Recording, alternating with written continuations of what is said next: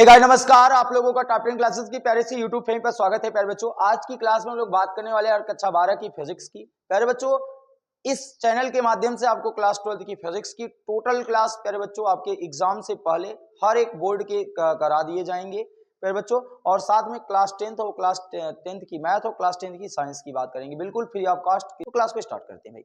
तो सबसे पहली टॉपिक है विद्युत विधुर के कारण निरक्षपर विभव। तो हमारी नेक्स्ट पेज पे हम समझेंगे कि विद्युत विधुर के कारण निरक्षीय स्थिति पर विद्युत विभव क्या होता है। तो चलो प्यारे बच्चों, सबसे पहले हम क्या बनाते हैं, वैद्युत विधुर। हमने पढ़ा है कि वैद्युत विधुर क्या होता है। भाई वैद्युत विधुर ऐसा होता है, एक प्रकार का ये बर्तन होता है जिसमें समान परिमाण और विपरीत प्रकृति के दो आवेश, समान परिमाण और विपरीत प्रकृति के दो आवेश एक दूसरे से अल्प दूरी पर होते हैं, उसी को हम नाम देते हैं वैद्युत विधुर। तो प्यारे बच्चों, सबसे पहले हम क्या बनाएंगे, वैद्युत विधुर बनाएंगे। तो ध्यान से देखना, एकदम प्यारा सा, एकदम अच्छे तरीके से हम समझने वाले हैं। तो देखना, यहां पर माइनस क्यू आवेश होता है, सॉरी इसको हम लोग कुछ देर बाद बनाएंगे ना।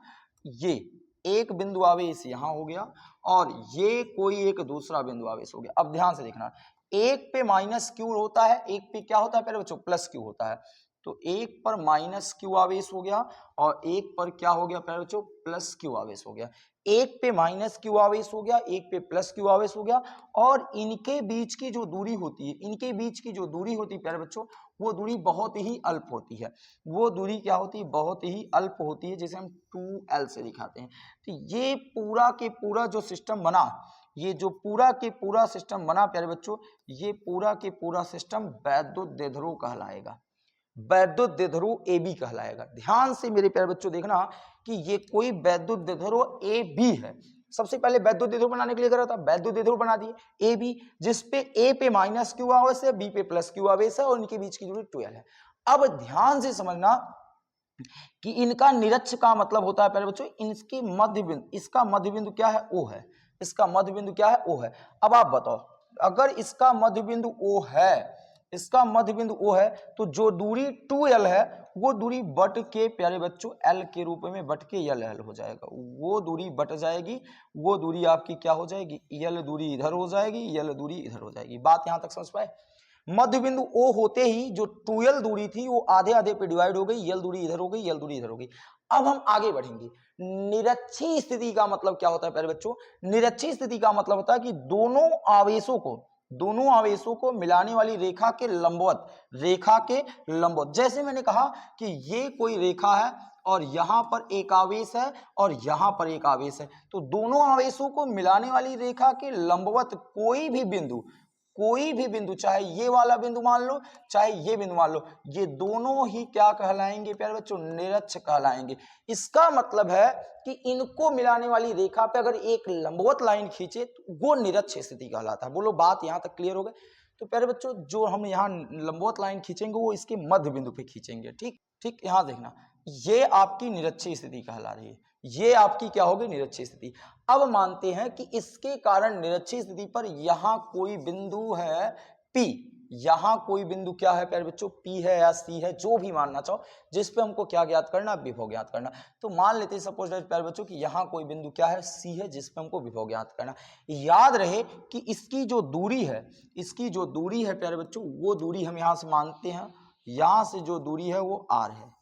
मध्य बिंदु O से इसकी जो दूरी है वो कितनी है, R है। इस बात को आपको याद रखना है, मध्य बिंदु O से इसकी दूरी कितनी है, R है। ये बात आप याद रखेंगे। ठीक, अब आगे शुरुआत करते हैं, ध्यान से देखना। अब हमको इसके कारण इस पे निकालना पड़ेगा, इसके कारण इस पे निकालने पड़ेगा, इसलिए प्यारे बच्चों हम यहां से ये है जिस पे हमको विभव निकालना है। तो विभव क्या होता है प्यारे बच्चों, एक अदिश राशि होती है। तो इसके कारण जो विभव होगा, इसके कारण जो विभव होगा, दोनों विभव को अगर हम ऐड कर दें तो हमको परिणामी विभव मिल जाएगा ना। तो सबसे पहले हम जो चीजें बनाए हैं वो चीजें लिखना चाहें तो लिख सकते हैं। सबसे पहले क्या लिखेंगे यार, माना एक वैद्युत द्विध्रुव AB है। ठीक, ये पॉइंट हम लिख देते हैं, क्या लिख देते हैं प्यारे बच्चों, माना, अच्छा ये कलर थोड़ा सा चेंज कर लेते हैं कि आपको जो अच्छे से दिखे वो आप लिखो ना। तो क्या, माना एक वैद्युत द्विध्रुव माना एक वैद्युत द्विध्रुव कौन है, ए बी है। आगे अगर आप लिखना चाहो तो ये जरूर लिखेंगे, जो कि माइनस क्यू और प्लस क्यू आवेश से मिलकर बना है। नहीं लिखना चाहते तो भी काम चल जाएगा, ठीक। जिसका ध्यान से देखना, जिसका मध्य बिंदु O है, जिसका मध्य बिंदु क्या है प्यारे बच्चों, O है, जिसका मध्य बिंदु O है, ठीक। O से R मीटर की दूरी पर, O से R मीटर की दूरी पर, R मीटर की दूरी पर स्थित बिंदु C पर, स्थित बिंदु C पर, स्थित बिंदु C पर विभव ज्ञात करनी है। क्या करनी है प्यारे बच्चों, विभव ज्ञात करनी है। किस पे ज्ञात करनी है प्यारे बच्चों, विभव ज्ञात करनी। इतने पॉइंट आपको लिखने के बाद आप डायरेक्टली आ जाओ, लगाना स्टार्ट कर दो, जो चीजें आगे बात होने वाली। अभी तक तो कोई दिक्कत नहीं है प्यारे बच्चों। अब आप बताओ, सबसे पहले एक को यहां से डिवाइडर मार देते हैं कि इससे आपको अलग दिखता रहे कि हम लोग इधर देखो। आपको एग्जाम में ऐसा डिवाइड नहीं करना प्यारे बच्चों, आपको नेक्स्ट पेज पे जाना है, ठीक ना। अब हम बात करेंगे यार, अब हम बात करेंगे आगे कि सबसे पहले ये दूरी क्लियर करते हैं। विभव निकालने के लिए दूरी चाहिए। जिस आवेश के कारण आप विभव निकाल रहे हो, जिस बिंदु पे निकाल रहे हो, उसकी दूरी चाहिए। तो दूरी क्या हो जाएगी प्यारे बच्चों, पहले वो बताओ, आप बताओ। अगर हम पाइथागोरस प्रमेय लगाएं तो त्रिभुज COB की बात करें चाहे त्रिभुज CO की बात करें, दूरी एक ही है। तो ध्यान से देखना, त्रिभुज COB में प्यारे बच्चों, त्रिभुज COB में अगर आप पाइथागोरस प्रमेय लगाओगे तो पाइथागोरस का प्रमेय कहता है कि जो बड़ी भुजा है उसका वर्ग बराबर शेष दो भुजाओं का वर्ग। तो बड़ी भुजा कौन है प्यारे बच्चों, बड़ी भुजा है, ध्यान से देखना, बड़ी भुजा कौन है प्यारे बच्चों, ध्यान से देखेंगे तो CB है। कौन है, बड़ी भुजा का वर्ग बराबर छोटी भुजा कौन है, CO है, और प्लस उसके बाद कौन है, OB है। कौन है प्यारे बच्चों, देखना, एक CO है एक OB है। देखो CO और एक OB, ये पाइथागोरस प्रमेय लिखा गया है। अच्छा आप बताओ तो क्या आ जाएगा यहां से, CB का वर्ग बराबर CO की वैल्यू, C से लेके O की वैल्यू प्यारे बच्चों R है, तो R का वर्ग, और O से लेके B तक की वैल्यू कितनी है, स्मॉल l है, तो स्मॉल l का वर्ग हो जाएगा।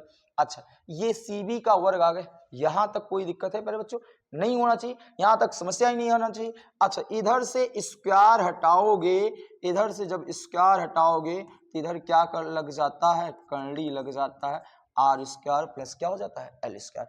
यानी मेरे प्यारे बच्चों मैं आपसे केवल ये कहना चाहता हूं कि जो ये दूरी C से B तक की दूरी है, C से B तक की जो दूरी है वो अंडर रूट में R का वर्ग प्लस L के वर्ग के बराबर होगा, और जो ये दूरी है वो भी दूरी वही होगा, सेम टू सेम जो दूरी ये होगी। तो ये भी दूरी आपका क्या होने वाला,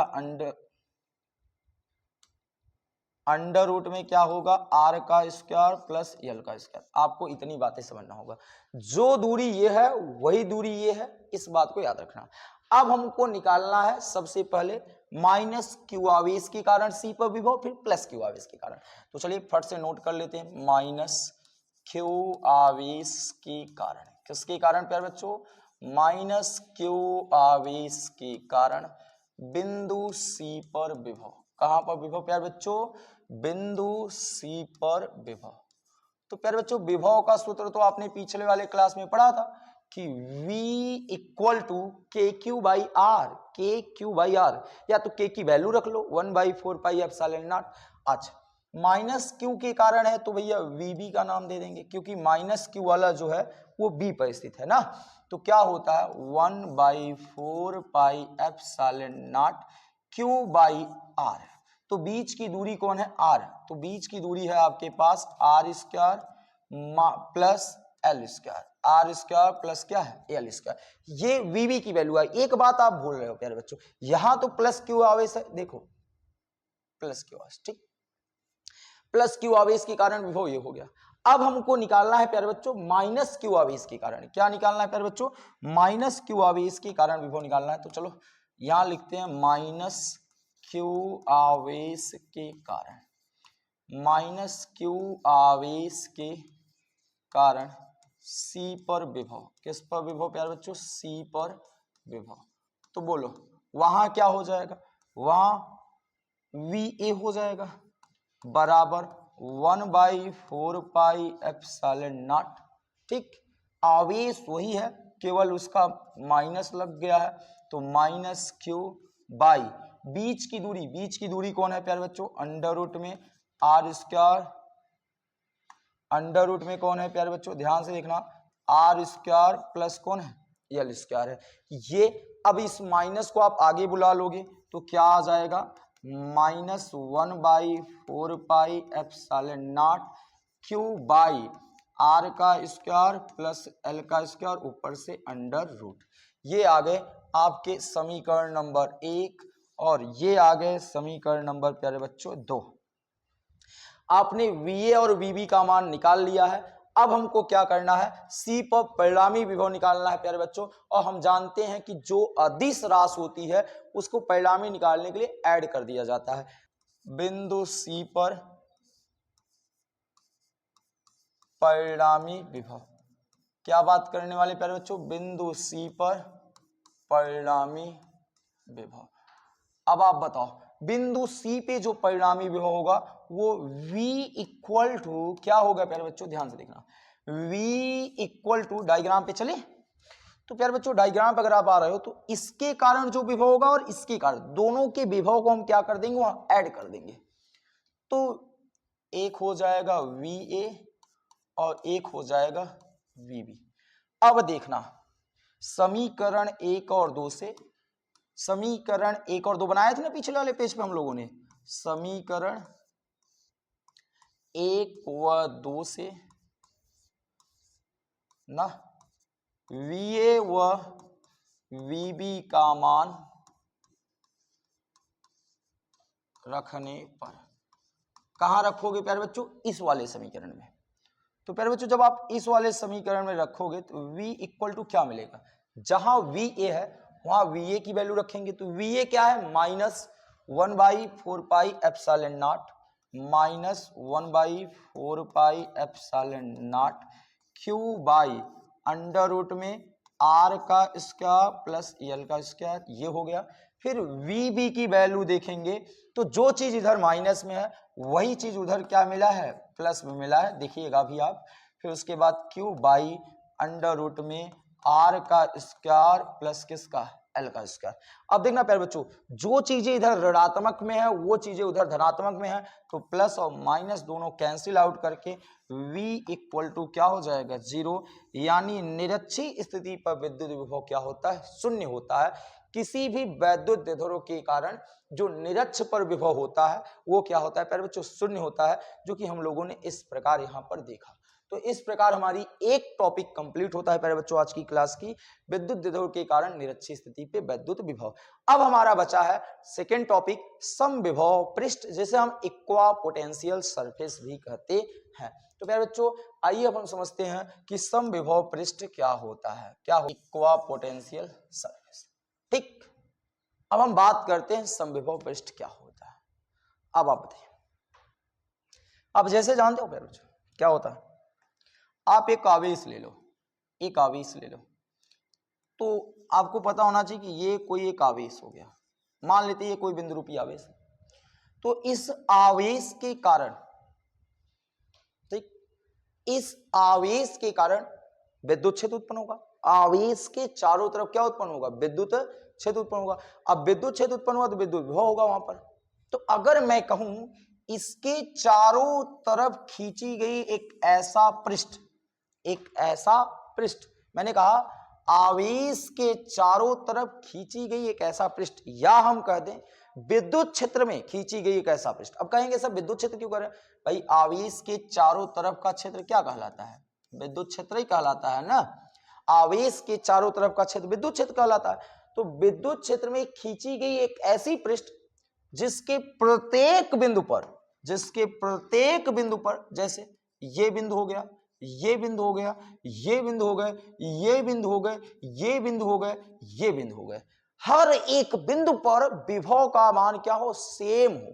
जैसे अगर यहां पर भी 10 वोल्ट है, यहां भी 10 है, यहां भी 10 है, यहां भी 10 है, यहां भी 10 है, यहां भी 10 है, यहां भी 10 है, तो ये वाला सरफेस, ये वाला सरफेस क्या कहलाएगा प्यारे बच्चों, समविभव पृष्ठ कहलाएगा।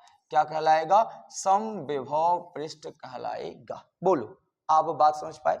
यहां आप दो तरीके से बता सकते हो, एक तो आवेश के चारों तरफ खींची गई एक ऐसी काल्पनिक पृष्ठ जिसके प्रत्येक बिंदु पर विभव का मान क्या हो, समान हो, उसे हम समविभव पृष्ठ कहते हैं। या तो हम ऐसे भी बता दें कि विद्युत क्षेत्र में खींची गई वह काल्पनिक पृष्ठ जिसके प्रत्येक बिंदु पर विभव का मान क्या हो, समान हो, वो समविभव पृष्ठ कहलाता है। तो चाहो तो हम परिभाषा इसको लिख सकते हैं।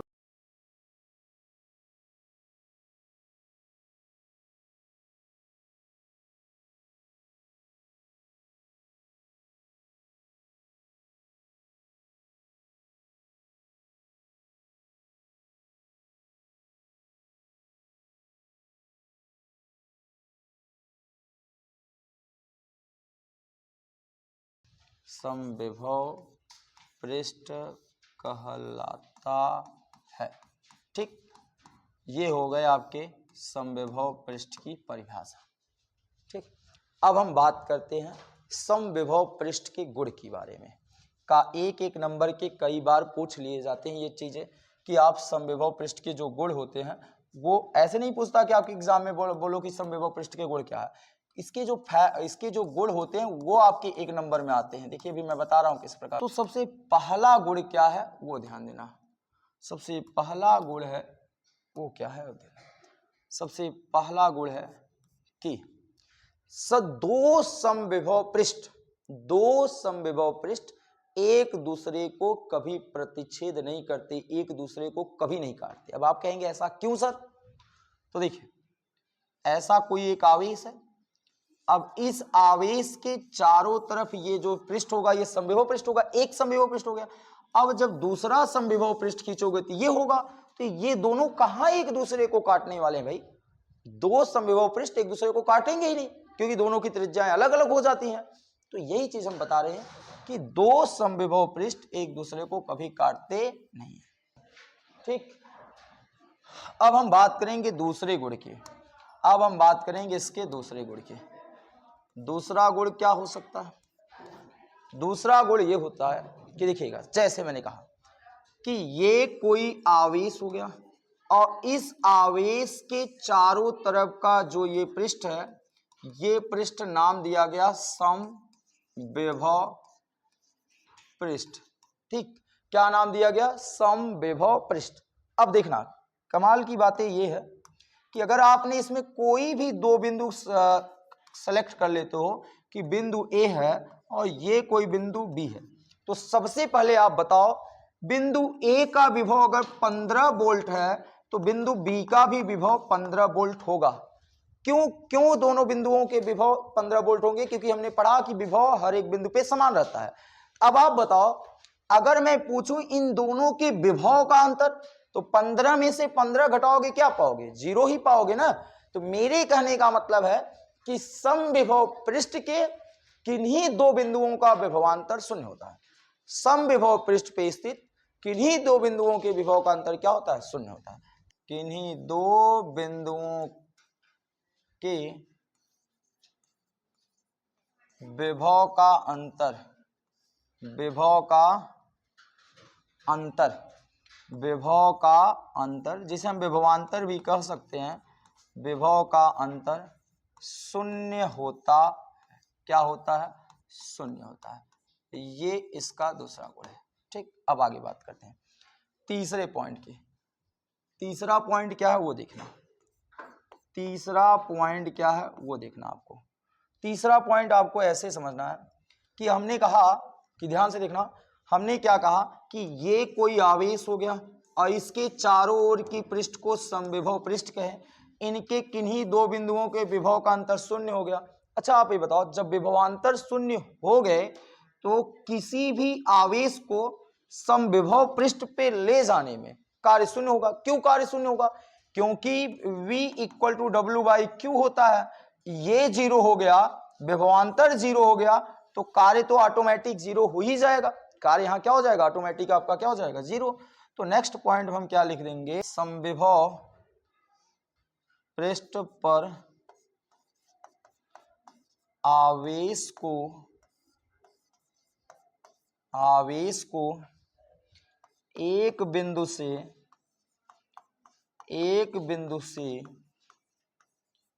दूसरे बिंदु तक, कहां? एक बिंदु से दूसरे बिंदु तक ले जाने में, एक बिंदु से दूसरे बिंदु तक ले जाने में किया गया कार्य शून्य होता है।